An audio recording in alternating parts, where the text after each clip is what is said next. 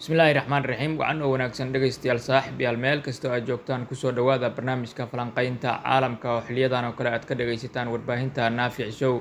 Marka hore Ramadaan Kariim aynu ku bilownay. Ruushka ayaa ka digay xaaladda Bariga Dhexe iyadoo Dmitry Peskov oo ah afhayeenka Putin uu maanta si cad u sheegay waxaan hadda aragnaa koror xiisadeed oo aan horey loo arag oo ka taagan gobolka Bariga Dhexe. Ra'iisul Wasaaraha Poland Donald Tusk ayaa ugu baaqay muwaadiniinta Poland ee ku sugan gudaha Iran inay si degdeg ah isaga soo baxaan, isaga oo si cad ugu sheegay in saacado gudahood ay adkaan karto gudaha Iran in laga soo baxo, sida ay warisay Reuters.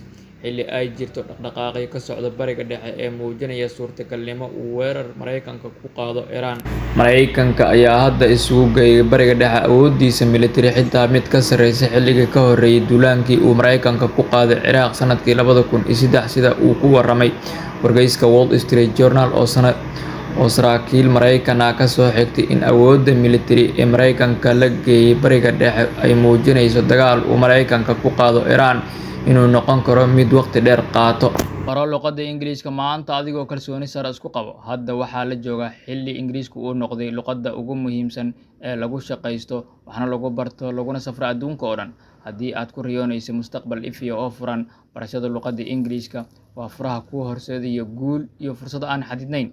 Macadka barashada luqadaha ee Blue Screen Online wuxuu ku hayaa koorsooyin luqadda Ingiriiska oo ka kooban sida bilow, dhexdhexaad iyo dhammaystir. Koorsooyinkan waxaa si xirfadaysan kuu baraya macallimiin xirfad leh, iyadoo xoogga lagu saarayo ku hadalka luqadda Ingiriiska si kalsooni leh, qorista iyo akhriska si habboon oo sax ah, maqalka iyo fahamka luqadda si qoto dheer, xirfadaha nolosha iyo shaqada ku salaysan.